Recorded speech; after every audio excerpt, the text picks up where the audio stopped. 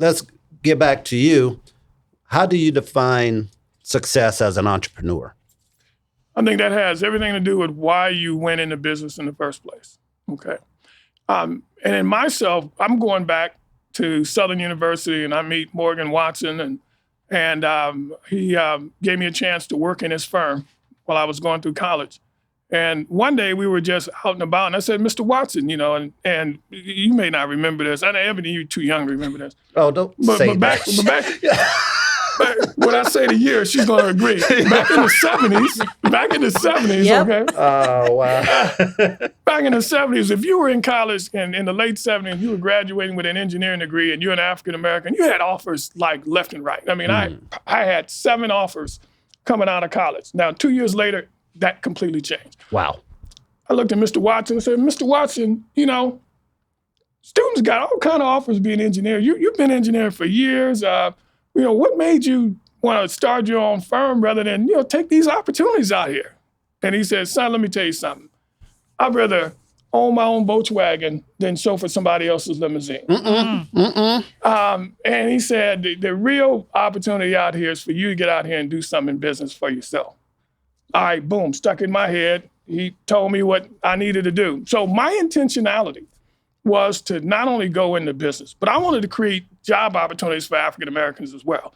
So why? Why?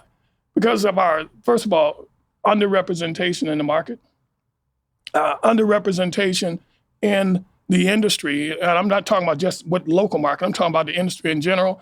And I wanted to do what he did for me, because he didn't just bring me in to work. He told people in there, under no uncertain terms, I want him trained because I want him to be able to know what it takes to run a firm.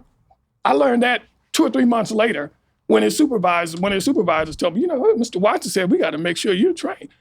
He invested in me, and that was my goal. So what is intentionality for me then? That means when I'm out here creating opportunities because we're developing relationships, we're creating jobs, I need to be intentional about who gets hired, okay?